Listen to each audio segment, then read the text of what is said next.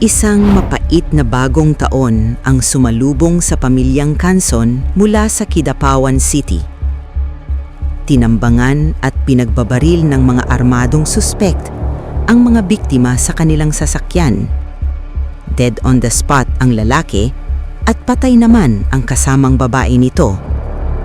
Paano nangyari ang ganitong krimen? Panoorin ang buong kwento ni Romel Passion Canson ng Kidapawan City. Welcome mga boss sa channel natin, Red Crime Philippines. Dito ating sinasalaysay ang mga krimen na hango sa tunay na mga pangyayari. Kung gusto mo ang ganitong mga kwento ay mag-like, subscribe at i-click ang notification bell para wala kayong ma-miss na mga videos natin. Kilala ang Kidapawan City bilang City at the Foot of Mount Apo. Dito nagsisimula ang paglalakbay ng mga mountaineer, adventurer at turista patungo sa Mount Apo, ang pinakamataas na bundok sa buong Pilipinas. Hindi lamang ito bundok, isa itong simbolo ng lakas, kultura at pananampalataya ng mga taong nakatira sa paligid nito. Isa ang Kidapawan sa mga pangunahing sentro ng agrikultura sa Mindanao. Kilala ito sa masaganang ani ng durian, mangustin, lanzones, rambutan, saging, pinya at gulay. Dahil sa matabang lupa at malamig na klima, tinagurian ang lungsod bilang isa sa mga fruit basket ng rehiyon. Pinagmumulan ng pagkain at kabuhayan ng libu-libong pamilya. Makikita sa Kidapawan ang pagkakaisa ng iba't ibang kultura, Kristiyano, Moro at mga katutubong lumad. Sa kabila ng pagkakaiba, namamayani ang respeto, tradisyon at pakikipagkapwa-tao. Ang lungsod ay larawan ng isang komunidad na marunong magkaisa sa gitna ng pagkakaiba-iba. Sa patuloy na pag-unlad ng infrastruktura, edukasyon at kabuhayan, patuloy ring umuunlad ang Kidapawan City habang pinananatili ang koneksyon nito sa kalikasan at kultura. Ngunit tulad ng ibang namaunlad, hindi may iwasan ang patuloy na pagtaas din ng krimen at isa ang pamilyang Canson sa tinamaan ng trahedya.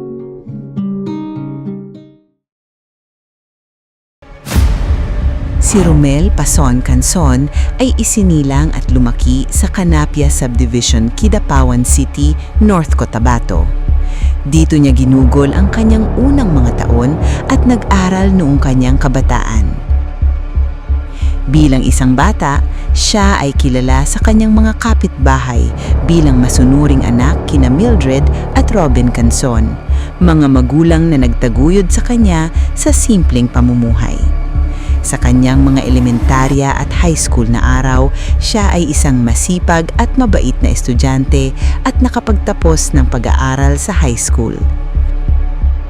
Matapos ng high school, hindi na niya ipinagpatuloy ang kolehiyo at sa halip ay nagtrabaho upang makatulong sa pangangailangan ng kanyang pamilya. Ginamit niya ang pagiging tricycle driver bilang kanyang hanap buhay, kung saan kumukuha siya ng mga pasahero at nagbibiyahe sa lungsod upang kumita at masuportahan ang kanyang mga magulang. Habang itinataguyod ang sarili, nakilala niya ang kanyang magiging asawa at sila ay nagkaroon ng pamilya. Ikinasal si Romel at ang kanyang asawa at nagbunga ang kanilang pag-iibigan ng dalawang masasayang anak. Dito nila hinugot ang inspirasyon na maitataguyod niya ang kanyang pamilya. Para kay Romel, naging mas makulay ang kanyang buhay nang ito'y kinasal at nagkaroon ng pamilya. Sa paglaon ng panahon at dahil na din sa pagtaas ng mga bilihin, nagpasya si Romel na mag-training bilang canine handler sa ilalim ng Philippine National Police. Isang trabahong nangangailangan ng espesyal na pagsasanay sa paghawak ng mga canine o police service dogs para may dagdag kita si Romel at mas maitaguyod niya ang kanyang pamilya. Naging maayos ang mga kita ni Romel dahil sa kanyang mga sidelines, nagkaroon siya ng mas quality time sa pamilya at sinabi niya sa kanyang pamilya na mahal ko kayo at lahat gagawin ko mabuhay ko lang kayo. Dito niya nakilala ang isang businesswoman na si Crystal May Tañongon Nunez, dalaga at may mataas na pangarap sa buhay. Habang lumilipas ang panahon, naging mag-close ang dalawa at umunlad ang pamumuhay ni Romel dahil binibigyan ito ng pera ni Crystal May. Di kalaunan, napansin ng asawa ni Romel na nag-iba ng pag-uugali si Romel. Madalang na lang itong umuwi sa bahay at kung nagagawi ay umaalis agad dahil meron daw siyang business transaction na kailangan niyang tapusin. Naging dahilan ito ng pag-aaway ng mag-asawa at batid ng asawa ni Romel ay parang may ibang babae ito. Ang hinala ng asawa ay may basihan sapagkat madalas niyang naririnig si Romel na may kausap na babae. Ngunit kapag tinatanong ng asawa si Romel kung sino ang kausap, ay sinasabing customer lang ito. Dumating sa panahon na lumabo ang pagtingin ng dalawa hanggang sa naging manhid ang asawa at nawalan ng pakialam kay Romel. Sabi niya, "Bahala ka na sa buhay mo. Huwag mo lang kalimutan ang responsibilidad mo sa iyong mga anak." January 4, 2026, bandang alas 5 ng hapon. Binabagtas ni Romel at ang kanyang kasama na si Crystal May ang daan ng Barangay Lanao sa Kidapawan City. Mga ilang sandali, biglang hinarang sila ng mga armado dala ang kotseng itim, Nissan Almera. Dito tinambangan sila Romel at pinaputukan ng mga armado. Pagkatapos, biglang humarurot ang mga armado sakay ang kanilang kotse. Umalingaw-ngaw ang mga putok ng baril sa mga kalapit na barangay at agad itong pinuntahan ng mga bystanders. Agad-agad namang pinuntahan ng mga kapulisan at rumisponde sa naturang lugar. Dead on the spot si Romel. Samantalang dinala sa hospital si Crystal May pero sa kasamaang palad ay dead on arrival na ito. Agad na ipinaalam ng mga otoridad sa pamilya ni Romel tungkol sa krimeng kinasangkutan. Gumuho ang mundo ng pamilya ni Romel at sobrang lungkot at galit ang naramdaman ng mga magulang, especially ang kanyang asawa. Sabi ng ama sa interview, nanawagan ito ng agarang hustisya sa pagpatay ng kanyang anak. Sana'y makonsensya ang may gawa nito at hindi makatulog. Samantala, ayon sa investigasyon ng mga pulis, ang kasama ni Romel na si Crystal May ay sangkot pala sa kaso na may kinalaman sa drugs.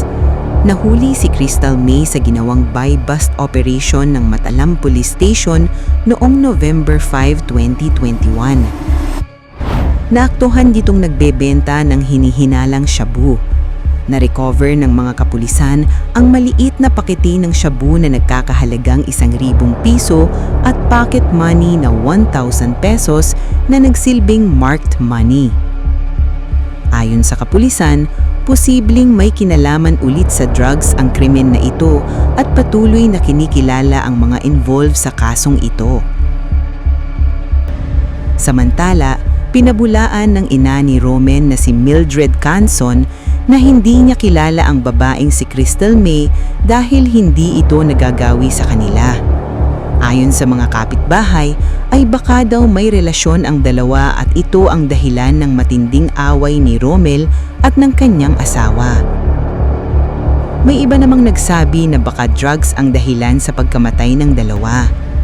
Sa pagpapatuloy ng investigasyon, na-recover ng PNP ang sasakyang ginamit sa krimen at napag-alaman na nirentahan pala ito ng mga suspek sa pagmamay-ari ni Pau Jolovilo na nakatira sa Kidapawan City. Sabi ng may-ari ay nirentahan ito ng mga suspetsyado noong Pasko at nag-iwan pa ito ng mga identification cards sa kanila. Dahil sa pagkakakilanlan na iniwan ng mga suspetsyado ay isinagawa ng mga kapulisan ang manhunt operation para matukoy at mahuli ang mga armadong suspek. Ano sa tingin niyo ang dahilan ng pagkamatay ni Romel at Crystal May? Ito ba ay isang crime of passion or may kinalaman ito sa drugs? I-comment nyo ang inyong mga sentimento at babasahin natin yan lahat. Samantala, nakahimlay ang borol ni Romel Canson sa Canapia Subdivision, Poblacion, Kidapawan City. Patuloy na hinihingi ang hustisya ng pamilyang naiwan ni Romel.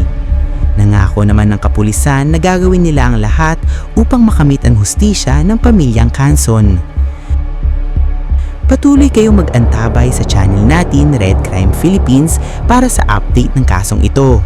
Kung nagustuhan ninyo ang kwentong ito, ay mag-like, comment at subscribe para wala kayong mawiss na videos natin. Hanggang sa susunod na True Crime Stories natin, ingat!